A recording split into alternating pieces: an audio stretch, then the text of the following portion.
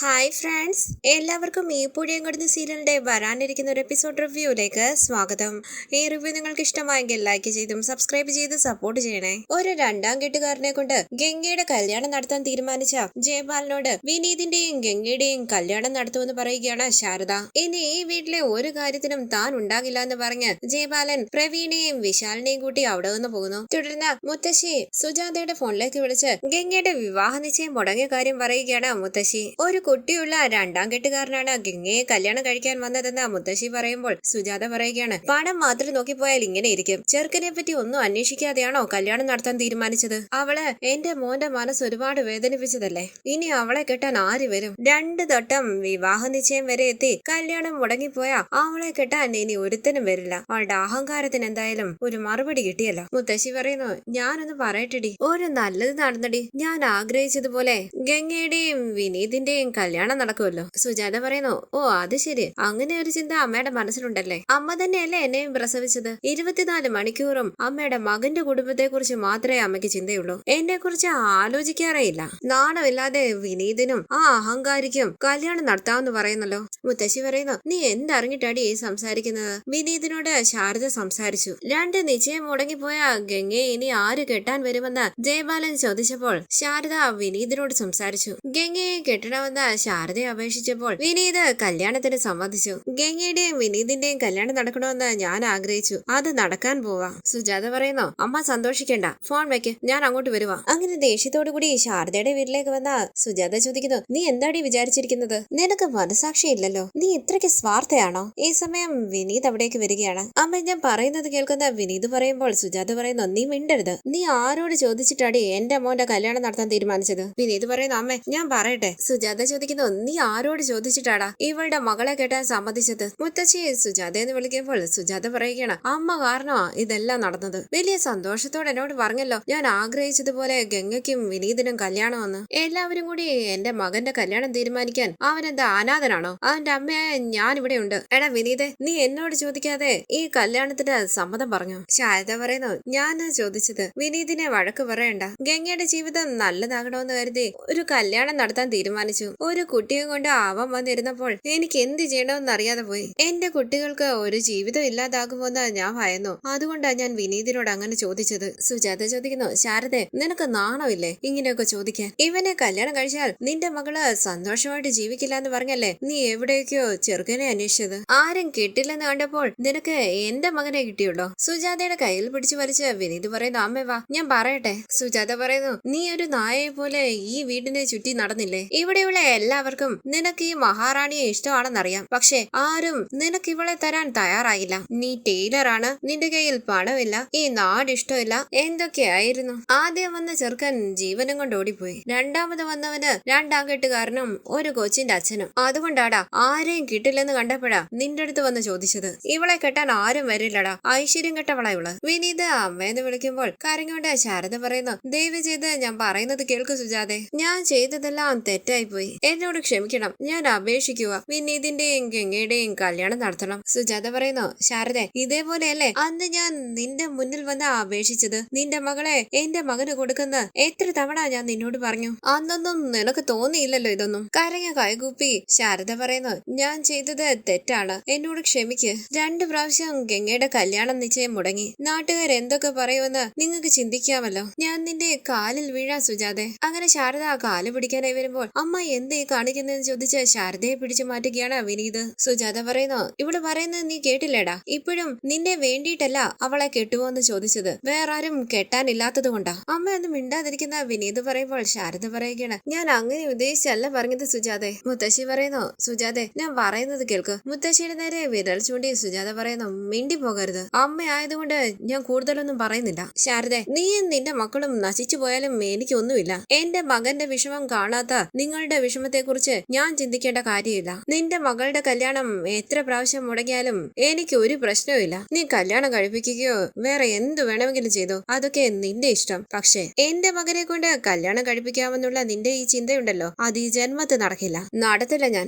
ഇവളുടെ മകളെ കിട്ടുമെന്ന് ചോദിച്ച ഉടനെ ആ ശരിന്ന് പറഞ്ഞിരിക്കുന്നു. ദേ നിൽക്കുന്നു നിന്നെ വേണ്ടാന്ന് പറഞ്ഞ മഹാറാണി തല കുനിച്ച്. ഗംഗ കണ്ണു നിറങ്ങി കുനിങ്ങി നിൽക്കുമ്പോൾ സുജാത പറയുകയാണ്, ഇവളെ നിനക്ക് കെട്ടിച്ചേരുന്നതിന് ഇവർക്ക് അഭിമാന പ്രശ്നമായിരുന്നല്ലോ. ഇപ്പൊ ആ അഭിമാനമില്ലേ? എടാ, സ്വപ്നത്തിൽ പോലും നീ ഇതിനെ കുറിച്ച് ചിന്തിക്കണ്ട. നീ ഇപ്പം എന്റെ കൂടെ വന്നില്ലെങ്കിൽ ഇവിടെ ഒരു കൊലപാതകം നടക്കുമെന്ന് പറഞ്ഞ് സുജാത വിനീതിനെയും കൂട്ടി അവിടെ നിന്ന് പോവുകയാണ്. സുജാതയെന്ന് വിളിച്ച് ശാരദ പൊട്ടിക്കരയുമ്പോൾ കാവേരി ചോദിക്കുന്നു, ഇപ്പൊ സന്തോഷമായ അമ്മയ്ക്ക്? അമ്മ എന്ത് പറഞ്ഞാലും ശരി ശരി എന്ന് പറഞ്ഞ് ചേച്ചി തലയാട്ടുകയാണ്. അതുകൊണ്ട് ഇങ്ങനെയൊക്കെ ചെയ്യുമോ? ആ ജയപാലൻ കൊണ്ടുവന്ന വിവാഹാലോചന വേണ്ട വേണ്ടെന്ന് ഞാൻ എത്ര പ്രാവശ്യം പറഞ്ഞു? അമ്മ കേട്ടോ? ഇപ്പം നിശ്ചയം മുടങ്ങി. ഒന്നും അന്വേഷിക്കാതെ നിശ്ചയം വരെ കൊണ്ടുവന്നതാ. 2 പ്രാവശ്യം നിശ്ചയം മുടങ്ങിപ്പോയ ചേച്ചിയെ കെട്ടാൻ ആര് വരുമെന്ന് എല്ലാവരും ചോദിക്കുന്നു. അമ്മയെ വിശ്വസിച്ചതും വിശ്വസിപ്പിക്കരുതെന്ന് കരുതിയതുമാണ് ചേച്ചി ചെയ്ത തെറ്റ്. ആ നിശ്ചയം മുടങ്ങിപ്പോയി 5 മിനിറ്റ് പോലും ആവുന്നതിന് മുമ്പ് അമ്മ പോയി വിനീതേട്ടനോട് സംസാരിച്ചിരിക്കുന്നു. സുജാതമായി ഇങ്ങനെയൊക്കെ പറയുന്ന അമ്മയ്ക്ക് അറിയില്ലേ? എല്ലാം അമ്മയുടെ ഇഷ്ടമാണല്ലോ. ചേച്ചിയുടെ ഒരു വാക്ക് പോലും ചോദിക്കില്ലേ?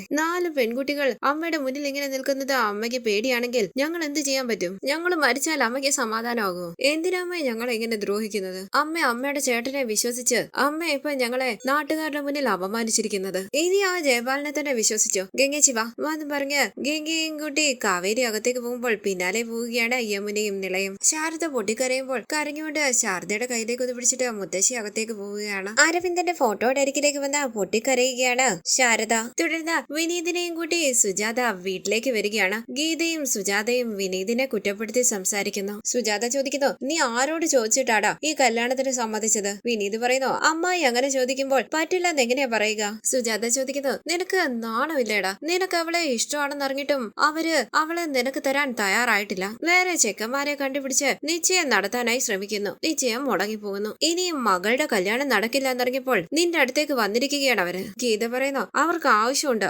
അതുകൊണ്ട് അവരങ്ങനെ ചോദിച്ചത്. നിനക്ക് ബുദ്ധിയില്ലേടാ? സുജാത ചോദിക്കുന്നു, നിനക്ക് വേറെ പെണ്ണിനെ കിട്ടില്ലെന്ന് നീ വിചാരിച്ചോ? വിനീത് പറയുന്നു, അതൊന്നും അല്ലമ്മേ. സുജാത ചോദിക്കുന്നു, നീ എന്റെ വയറ്റിൽ തന്നെ അല്ലേടാ ഉണ്ടായത്? നിന്നെ അപമാനിച്ചത് കാരണം എന്റെ സ്വന്തം ആങ്ങളെ തന്നെ വേണ്ടാന്ന് തീരുമാനിച്ചവളാണ് ഞാൻ. ഗീത ചോദിക്കുന്നു, ഈ കല്യാണം നടക്കില്ല എന്ന് പറഞ്ഞില്ലേ അമ്മേ? സുജാത പറയുകയാണ്, അതൊക്കെ പറഞ്ഞു. അവളുമാര് വേണമെങ്കിൽ വേറെ ആരെങ്കിലും കണ്ടുപിടിക്കട്ടെ. ഞാൻ എന്റെ മകന് പെട്ടെന്ന് തന്നെ കല്യാണം നടത്തും. വിനീത് പറയുന്നു, ഇപ്പം ഗംഗയുടെ കല്യാണം മുടങ്ങിയാൽ എന്താ കുഴപ്പം? അവൾ എനിക്ക് വേണ്ടി ജനിച്ചോളാം, അതുകൊണ്ടാ ആര് വന്നാലും കല്യാണം നടക്കാത്തത്. സുജാത പറയുന്നു, നിന്നോട് പറഞ്ഞാൽ എന്താടാ മനസ്സിലാകാത്തത്? ഇത്രയൊക്കെ നടന്നിട്ടും പിന്നെയും അവളെ തന്നെ കെട്ടണമെന്ന് പറഞ്ഞ് നിൽക്കുകയാണല്ലോ നീ. അങ്ങനെ ഗീതയും സുജാതയും വിനീതിനെ കുറ്റപ്പെടുത്തുകയാണ്. വിനീത് അവരെ എതിർത്ത് സംസാരിക്കുമ്പോൾ സുജാത പറയുന്നു, ഇനി നിനക്ക് അവളെ തന്നെ കെട്ടണമെന്നാണെങ്കിൽ ഞാൻ മരിച്ച എന്റെ കർമ്മങ്ങൾ ചെയ്തിട്ട് നീ അവളെ പോയി കെട്ടിക്കോ. ഞാൻ ജീവനോടെ ഉണ്ടെങ്കിൽ ഈ കല്യാണം നടത്തില്ലടാ. തുടർന്ന് ശാരദയുടെ വീട്ടിലേക്ക് വരികയാണ് വിനീത്. ശാരദയും മുത്തശ്ശിയും വിനീതിനോട് സംസാരിച്ചുകൊണ്ടിരിക്കുമ്പോൾ അവിടേക്ക് വരികയാണ് കാവേരി. ഗംഗയും അവിടേക്ക് വരികയാണ്. ശാരദ പറയുന്നു,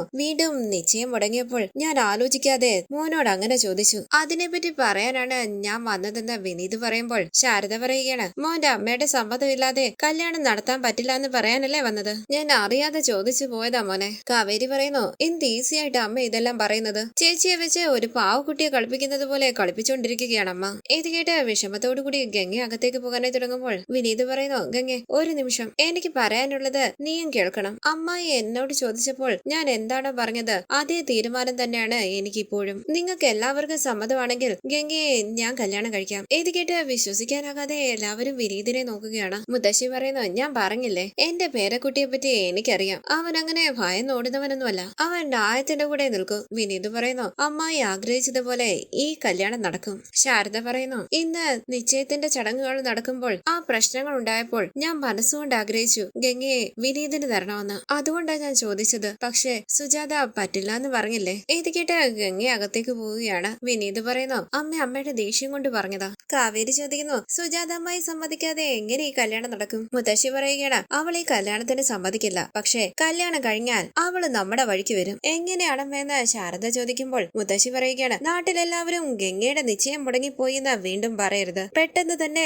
കല്യാണം നടത്തണം. നിശ്ചയം വേണ്ട, കല്യാണം നടത്തിയാൽ മതി. കുറെ ആളുകളൊക്കെ കല്യാണത്തിന് എന്താ വിളിക്കാഞ്ഞെന്ന് ചോദിക്കും. അരവിന്ദം പോയിട്ട് മാസങ്ങൾ പോലും ആയില്ല, അതുകൊണ്ട് സിമ്പിൾ ആയിട്ട് കല്യാണം നടത്തിയതാണെന്ന് പറഞ്ഞാൽ മതി. കാവേരി പറയുന്നു, മുത്തശ്ശി പറഞ്ഞതൊക്കെ ശരിയാ, പക്ഷെ അമ്മായി സമ്മതിച്ചില്ലെങ്കിൽ എന്ത് ചെയ്യും? വിനീത് പറയുകയാണ്, അതോർത്ത് കാവേരി വിഷമിക്കണ്ട, ആ കാര്യം ഞാൻ നോക്കിക്കോളാം. നിങ്ങൾക്ക് എല്ലാവർക്കും സമ്മതമാണെങ്കിൽ ഈ കല്യാണം നടത്താൻ എനിക്ക് സമ്മതമാ. അമ്മമ്മ പറയുന്നത് പോലെ നമുക്ക് കല്യാണം നടത്താം. മുത്തശ്ശി പറയുന്നു, ശാരദേ, സുജാതയെ പറ്റി നീ ആലോചിക്കണ്ട. അവള് എന്റെ വയറ്റിലുണ്ടായതല്ലേ, അവൾ എന്റെ മകളല്ലേ. അവളുടെ കാര്യം ഞാൻ നോക്കിക്കോളാം. എന്റെ പേരക്കുട്ടിയുടെ കാര്യം തീരുമാനിക്കാൻ എനിക്കും അവകാശമുണ്ട്. അടുത്ത ആഴ്ച ക്ഷേത്രത്തിൽ വെച്ച് വിനീതിന്റെയും ഗംഗയുടെയും കല്യാണം നടക്കും. സുജാതയോട് ഈ കാര്യം പറയണ്ടേന്ന് ശാരദ ചോദിക്കുമ്പോൾ കാവേരി പറയുകയാണ്, അമ്മ പറയുന്നത് കേട്ടാ തോന്നുമല്ലോ നമ്മൾ ഈ കാര്യം പറഞ്ഞ് അങ്ങോട്ട് ചെല്ലുന്നുടനെ ശാന്തമായിട്ട് അവിടെ ഇരുന്ന് കേൾക്കുമെന്ന്. വിനീത് പറയുന്നു, അമ്മയുടെ കാര്യം വിട്ടേക്കമ്മായി, ഞാൻ അമ്മയോട് സംസാരിച്ചോളാം. ഈ കല്യാണത്തിന് അമ്മ വരുമോന്ന് പോലും എനിക്കറിയില്ല, പക്ഷേ എല്ലാം ശരിയാകും. ഇതെല്ലാം കേട്ട്